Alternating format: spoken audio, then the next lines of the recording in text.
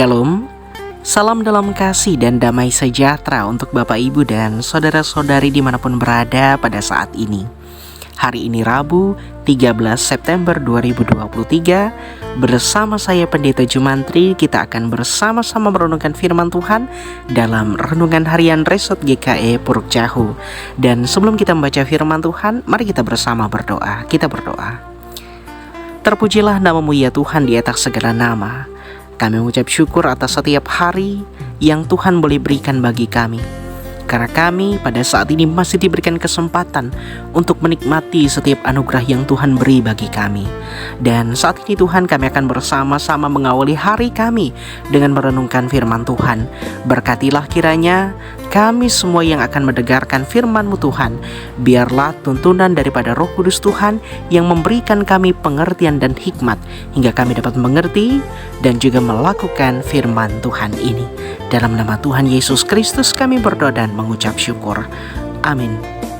Imamat pasalnya yang ke-16 ayatnya yang pertama sampai dengan yang kelima, di bawah judul Hari Raya Pendamaian. Sesudah kedua anak Harun mati, yang terjadi pada waktu mereka mendekat ke hadapan Tuhan, berfirmanlah Tuhan kepada Musa. Firman Tuhan kepadanya, katakanlah kepada Harun kakakmu, supaya ia jangan sembarang waktu masuk ke dalam tempat kudus di belakang tabir, ke tempat tutup pendamaian yang di atas tabut, supaya jangan ia mati. Karena aku menampakkan diri dalam awan di atas tutup pendamaian.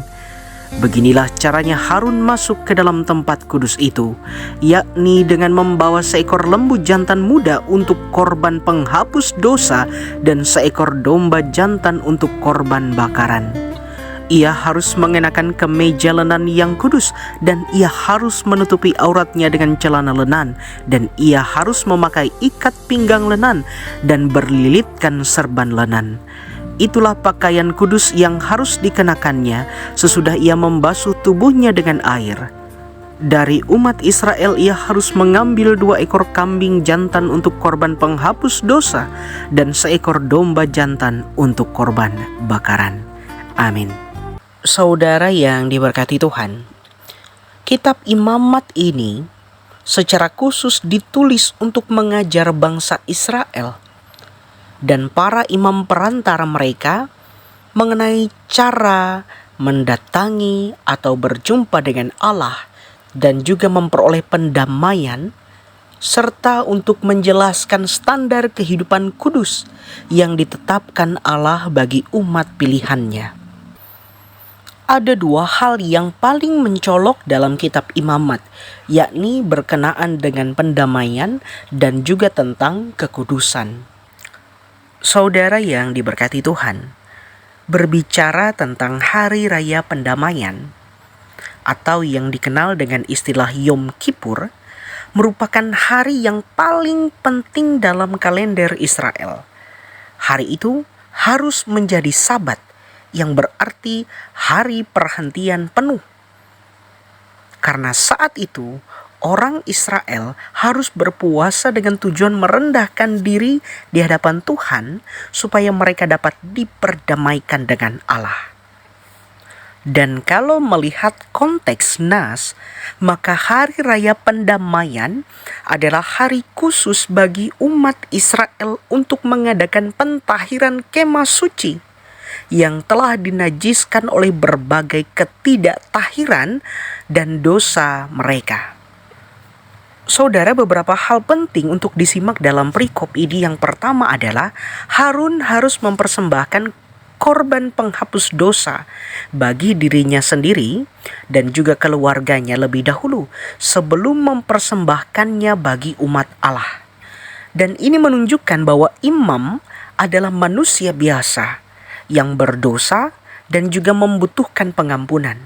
Kedua, dari korban yang dipersembahkan ada 1 kambing yang kena undi dan harus dipersembahkan untuk Tuhan sebagai korban penghapus dosa, dan kambing yang lainnya untuk Azazel ialah korban yang dipersalahkan karena dosa manusia, dan secara simbolis pelepasan kambing ini ke padang gurun menyatakan dosa yang dibawa keluar Israel. Dan yang ketiga, inti ritual ini adalah pemercikan darah korban, ketutup pendamaian bagi Harun dan keluarganya, bagi umat Israel, dan bagi mezbah korban bakaran.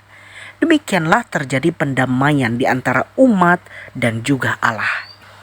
Saudara, kalau kita melihat beberapa alur daripada penjelasan kitab Imamat di bagian ini, maka ada satu hal yang menarik dalam perenungan kali ini.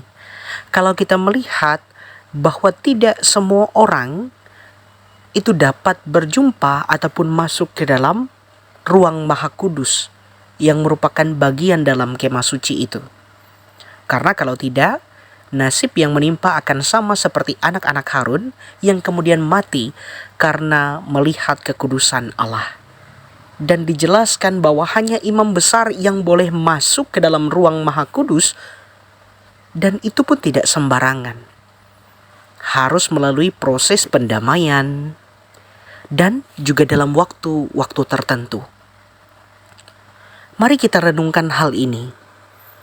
Bagaimana kita bisa menjumpai Tuhan kita Yesus Kristus saat ini? Betapa mudahnya. Hanya datang, kita berdoa, kita dengan bebas dapat berkomunikasi dengan Tuhan. Tetapi apakah kita mempergunakan waktu yang Tuhan beri bagi kita sebagai satu kebebasan dengan sebaik-baiknya? Bagi saya dan juga saudara, kita harus memahami bahwa Yesuslah satu-satunya yang sempurna. Ia adalah korban yang kudus, yang tidak bercacat dan berkenan kepada Allah, dan menghapus semua dosa manusia cukup sekali, tetapi untuk selama-lamanya.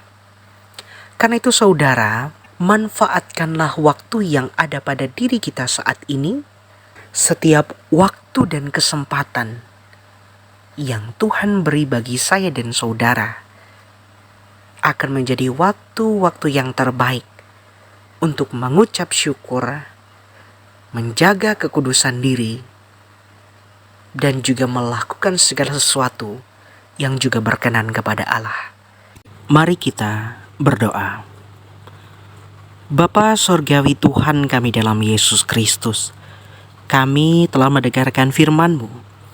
Biarlah kiranya Roh-Mu yang bekerja atas hati dan pikiran serta hidup kami, hingga apa yang kami dengarkan tidak berlalu begitu saja, tetapi tinggal diam tetap bahkan berbuah, dan buahnya itu nyata dalam sepanjang hari-hari hidup kami. Tuhan, saat ini kami menaikkan syafaat kami. Kami berdoa untuk setiap hal yang akan kami lakukan di sepanjang hari ini. Kiranya kuasa Tuhan yang boleh menyertai dan memberkati, menjauhkan kami dari segala celaka, mara bahaya, sakit, dan apapun juga yang hendak mencelakakan kami. Karena kami yakin dan percaya bahwa kami adalah milik kepunyaan Tuhan, hingga pasti rancangan Tuhanlah yang bekerja atas kami, yakni rancangan damai sejahtera yang boleh terjadi di dalam kehidupan kami masing-masing pribadi. Tuhan, kami berdoa untuk keluarga, untuk orang-orang yang kami kasihi, bahkan dimanapun mereka berada, dekat ataupun yang jauh. Perlindungan Tuhan akan selalu ada dan nyata dalam hidup kami, keluarga, dan orang-orang yang kami kasihi. Dan kami juga berdoa Tuhan, untuk setiap harapan, rencana, dan apapun yang kami kerjakan di sepanjang hari ini, Tuhanlah yang akan selalu memberkatinya dan semuanya boleh berhasil serta berkenan juga bagi Tuhan. Secara khusus kami berdoa untuk jemaat-Mu yang ada di jemaat GKE Ico Pakat di Dirung Lingkin. Kami berdoa untuk jemaat ini pun juga para pelayan-Mu yang ada di sana, pendeta, penatua, diakon, dan semua orang yang terlibat dalam seluruh dan rupa-rupa pelayanan Tuhan. Biarlah Engkau jadikan jemaat ini dan juga para pekerjamu menjadi orang-orang yang akan menjadi perpanjangan tangan Tuhan mewartakan kabar sukacita itu, karena dalam hidup mereka nyata kuasa, perlindungan, dan penyertaan Tuhan. Dan ya Tuhan Yesus Kristus, biarlah kiranya setiap harap dan doa kami ini jadi di dalam nama Tuhan Yesus Kristus yang menjadikan segala sesuatu tepat, baik, dan sesuai rancangan Tuhan yang berlimpah damai sejahtera. Bapa kami yang di sorga, dikuduskanlah namamu, datanglah kerajaanmu, jadilah kehendak-Mu di bumi seperti di sorga. Berikanlah kami pada hari ini makanan kami yang secukupnya, dan ampunilah kami akan kesalahan kami, seperti kami juga mengampuni orang yang bersalah kepada kami. Dan janganlah membawa kami ke dalam pencobaan, tetapi lepaskanlah kami daripada yang jahat, karena Engkaulah yang empunya kerajaan dan kuasa dan kemuliaan sampai selama-lamanya. Amin. Salam sehat untuk kita semua. Tuhan Yesus memberkati. Shalom. Tuhan memberkati engkau dan melindungi engkau. Tuhan menyinari engkau dengan wajah-Nya dan memberi engkau kasih karunia. Tuhan menghadapkan wajah-Nya kepadamu dan memberi engkau damai sejahtera. Amin.